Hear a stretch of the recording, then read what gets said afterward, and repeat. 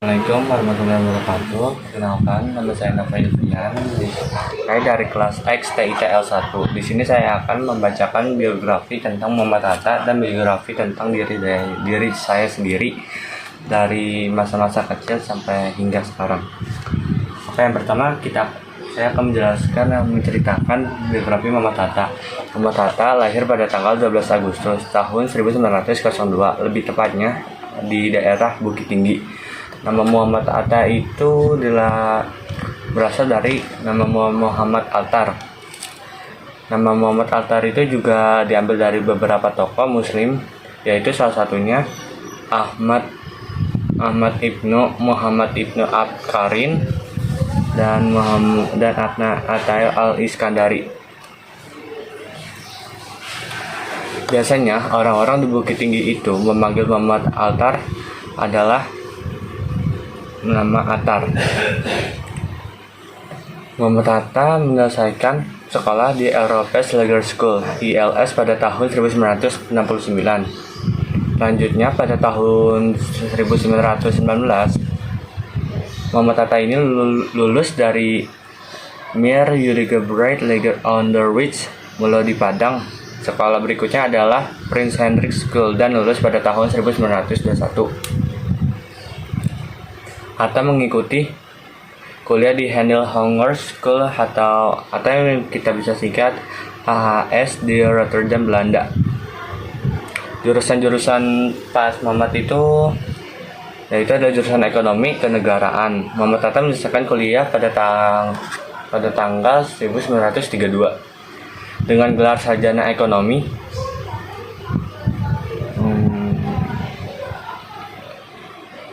Pengalaman berorganisasi Bung Hatta dimulai dengan menjadi anggota klub sepak bola Shalom masa sekolah MULO di Padang dan kemudian jadi bendahara pada akhir tahun 1917.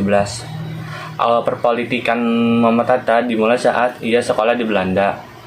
Hatta bergabung dan sangat aktif di organisasi Indische Vereniging Perkumpulan Hindia yang sebenarnya organisasi sosial tetapi kemudian berubah menjadi organisasi politik.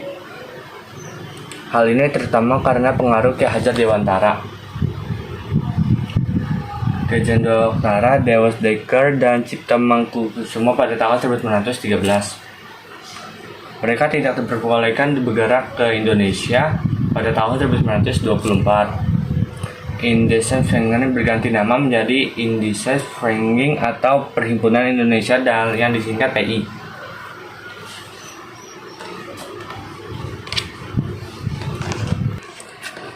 Pada tanggal 23 September 1927, Hatta bersama Ali Sastro Marijo Nazir untuk Premanjuntak Abdul Majid Jojoan Ningrat ditangkap oleh pengusaha Belanda. Mereka pernah dituduh menjadi warga Belanda.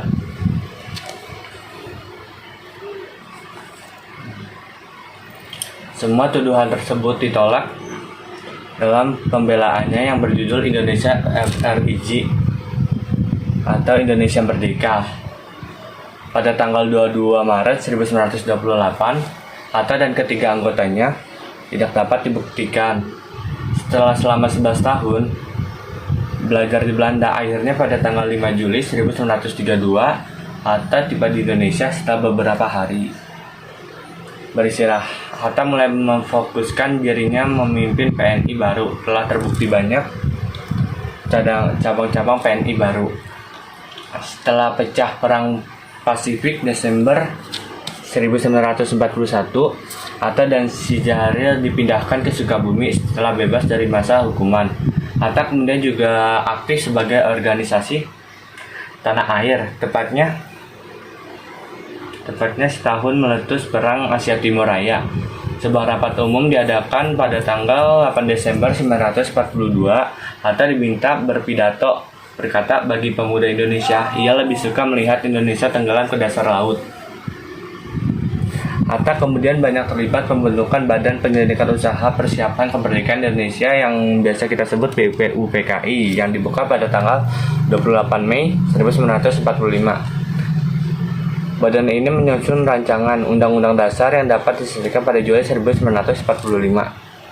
Selain BPUPKI, Hatta juga mengikuti pembentukan Panitia Persiapan Kemerdekaan Indonesia atau bisa kita sebut PPKI yang dibentuk pada awal Agustus 1945.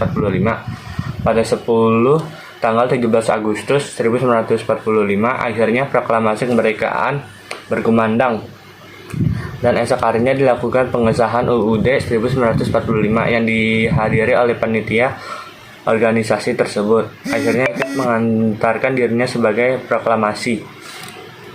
Hatta wafat pada tanggal 14 Maret 1980 pada pukul 18.56 di Rumah Sakit Cipta Mangkusumo, Jakarta. Setelah 11 hari ia dirawat di sana. Setelah wafat, pemerintah memberikan gelar pahlawan proklamator pada Bung Hatta pada 23 Oktober 1986 bersama dengan mendiang Bung Karno pada tanggal 7 November 2012.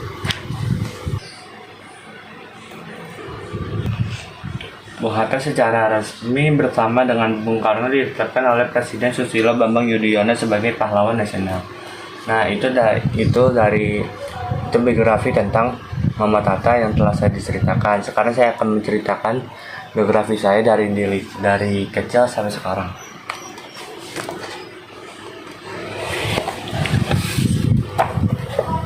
Perkenalkan, nama saya Nova Yulfian. Saya lahir dari dua bersaudara. Yang pertama kakak saya namanya Merlita Yulfian dan kedua orang tua saya. Saya kecil dulu tinggal saya lahir di Jakarta, lebih tepatnya pada tanggal 4 Juli 2005. Jakarta Selatan. Saya sekolah di TK Al Hidayah waktu itu. Dan dulu kecil saya tinggal di kampung selama beberapa bulan, lalu pindah lagi ke Jakarta. Saat SD, saya pertama kali masuk SD, saya SD di SDN Menteng Atas 11 pagi.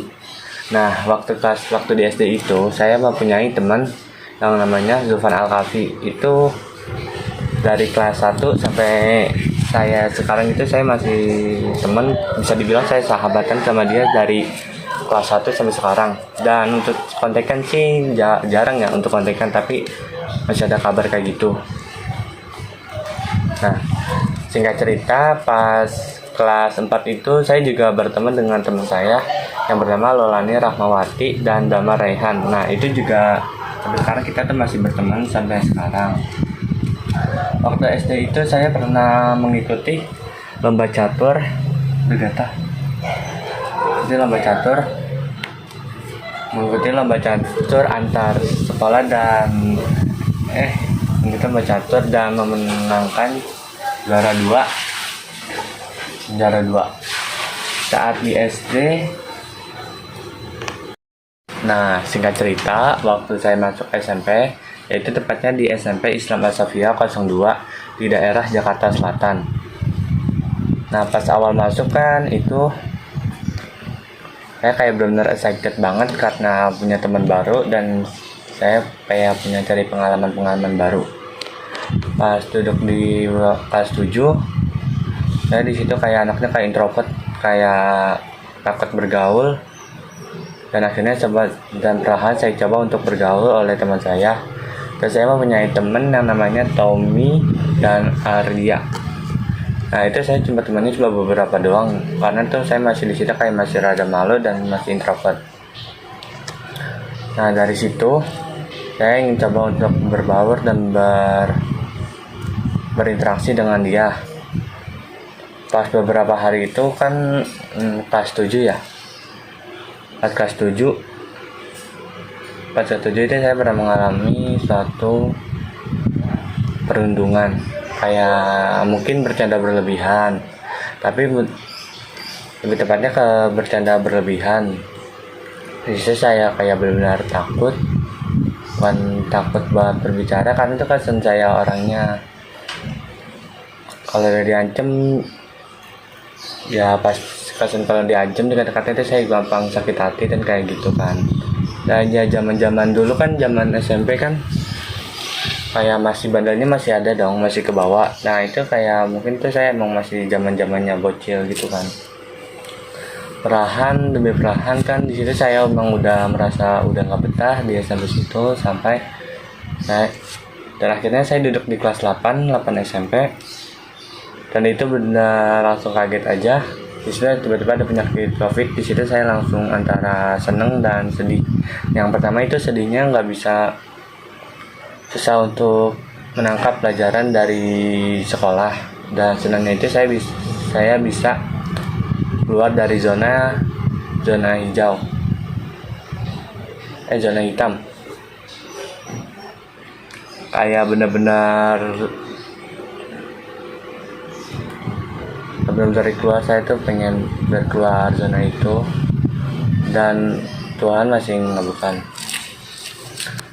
Setelah pandemi itu kan sekitar dari hampir kelas 9, dan saya juga ulangan di situ masih daring, dan semuanya masih daring, masih belajar dari jarak jauh. Dan untuk kelas 9 itu pas pertama kali radu, perpisahan kita akhirnya saya masuk. Di situ saya juga udah merasa teman saya udah pada berubah, mungkin udah kayak meranjak dewasa, pasti udah tahu sifat keanak-anakannya udah mulai menghilang perlahan. Dan di situ akhirnya kita mulai akrab lagi, dan alhamdulillahnya yang bandel-bandel kayak gitu di swasta itu udah pada dikeluarin, dan di situ kayak merasa udah lega. Nah, setelah waktu SMP berlalu, saya mau masuk ke SMK 34. Awal mula saya masuk ke SMK 34, jadi itu pas saya lulus, dan beberapa minggu kemudian teman saya ini yang berempat, si Damar, Lola, sama Zulfan, itu kan niatnya berempat mau masuk satu sekolah bareng gitu kan, karena dulu tuh di SD kita berempat bareng. Nah niatnya mau begitu, dan kita tuh dan itu di situ pengen masuk di SMK 26 semua, maunya pada di 26 karena mungkin nilainya pada cukup. Dan kemudian pas waktu mau hampir hari H PPDB mulai, di situ saya Zulfan sama Lola itu nginep di rumah Zulfan, dan di sini juga ada keluarganya juga. Nah pas waktu subuhnya itu kan kita kan kayak masih bangun sholat, dan kayak biasa saya itu sama Lola sama Zulfan tuh kayak ngecek PPDB udah dibuka apa belum. Nah awal mulanya itu pas PPDB dibuka kan, nah di situ kita tuh langsung ngambil jurusan utama kita, yaitu jurusan di SMK 26 jurusan apa ya dulu, perhotelan kalau nggak salah. Oke, ada perhotelan. Nah di situ saya pengen masuk di situ,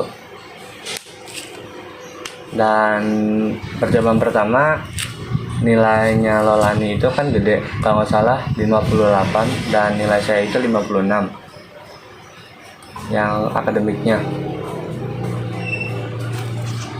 Waktu percobaan pertama itu kita yang masuk ke SMK 26 itu pas percobaan pertama hanya Lolani doang, dan itu waktu saya itu juga belum daftar di situ karena nilainya itu pada besar kan. Nah akhirnya si Lolani itu kepental di SMK 32. Nah Damar dan Zulfan kebetulan nilainya masih di bawah 50 kan, mungkin kemungkinan juga nggak bakal dapet di SMK 26. Nah di situ pas waktu itu si Zulfan ini nyaranin buat saya masuk ke SMK 34, dan kebetulan juga dia tuh udah masuk ke tahapan pas di seleksi pertama, yaitu tahapan pas di seleksi udah masuk ke tahap, dan nomor urutan dia masih urutan 20-an, dan mungkin bakal kegeser juga. Nah di situ saya juga mencoba untuk daftar di SMK 34. Pertama tuh saya memilih SMK 32 jurusan Tata Boga, jurusan Tata Boga. Terus di SMK SM 32 sama SMK 38 kalau nggak salah jurusannya Tata Boga juga. Karena tuh saya ngambil jurusan Tata Boga itu dari kecil, emang saya tuh punya suatu cita-cita. Nah cita-citanya itu waktu kecil itu saya suka ganti-ganti cita-cita. Yang pertama terus dulu kecil saya pernah pengen menjadi seorang guru, karena tuh dulu tuh saya sering main guru-guruan ya, mungkin karena asik jadi kayak benar pengen jadi guru. Dan itu berubah lagi semenjak saya nonton artis gitu kayak Indonesian Idol, dan saya jadi pengen jadi artis. Nah waktu SMP itu karena saya pernah coba ngerokok gitu kan. Waktu SMP pernah nyoba nyicipin apa itu rokok, dan suara saya itu tiba-tiba berubah, dan kemungkinan juga saya nggak bakal bisa ikut lomba gitu kan. Nah, waktu kayak gitu mungkin saya cita-cita sekarang tuh saya pengen jadi chef, karena chef itu menurut saya sebenarnya satu hobi yang bisa menghasilkan karya, yang bisa menghasilkan uang dengan tenaga kerja, dengan cara hanya belajar dan mengerti teknik gitu.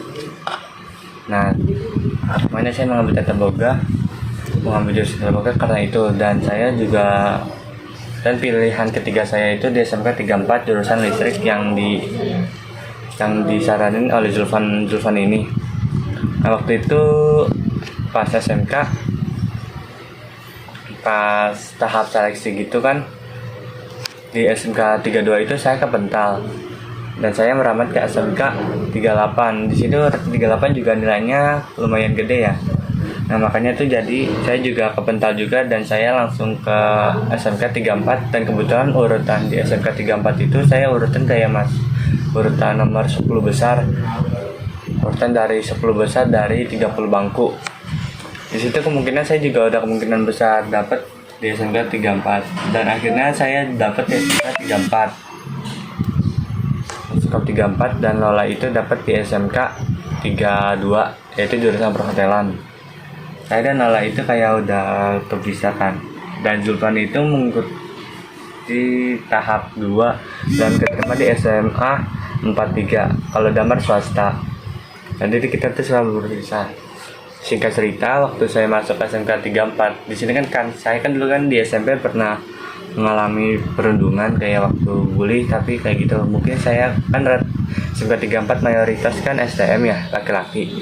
Jadi juga saya takut mulai introvert, kayak takut bersosialisasi. Nah pas awal-awal itu saya benar-benar canggung buat berinteraksi. Nah saya juga kepikiran kalau saya diem mulu, yang ada saya malah kayak gitu. Dan akhirnya saya untuk berinteraksi dengan orang di sekolahan SMK 34. Nah pas semester 1 itu saya terlalu fokus ke HP dan sering main HP. Dari kelas 8 sampai 9 itu saya sampai kelas 10 semester 1 itu saya terlalu fokus ke HP, karena kan zaman pandemi ya, pada zaman pandemi itu pada lebih ke HP semua larinya. Dan bahkan sampai tugas-tugas saya itu sampai ketumpuk, dan di semester 1 itu kelas 10 kayak benar-benar ketinggalan pelajaran dan jarang buat berinteraksi dengan teman sekolah gitu kan. Pas semester 2 nya saya punya inisiatif, daripada saya main HP terus, pendidikan saya nggak terlalu diperhatiin, yang ada saya bisa gagal untuk kedepannya. Dan saya memikir akhirnya untuk lebih ke pendidikan dan untuk lebih ke bersosialisasi dengan teman dan berinteraksi, karena dari interaksi itu kita juga bisa menanyakan tugas-tugas dan apa yang ketinggalan dibandingkan di semester 1. Dan jujur pas kenal sama teman-teman SMK 34 itu kayak bener-bener wow. Yang saya kira anak 34 itu ternyata bandel, ternyata enggak. Karena menurut saya itu anak SMK 34 itu kayak asik, pada bener-bener satu sefrekuensi sama saya daripada kan pas waktu SMP. Nah, mungkin itu biografi tentang diri saya yang saya bisa ceritakan. Kalau ingin nanya sesuatu dengan saya tentang about saya, bisa free for ask me. Oke, sekian, terima kasih. Wassalamualaikum warahmatullahi wabarakatuh.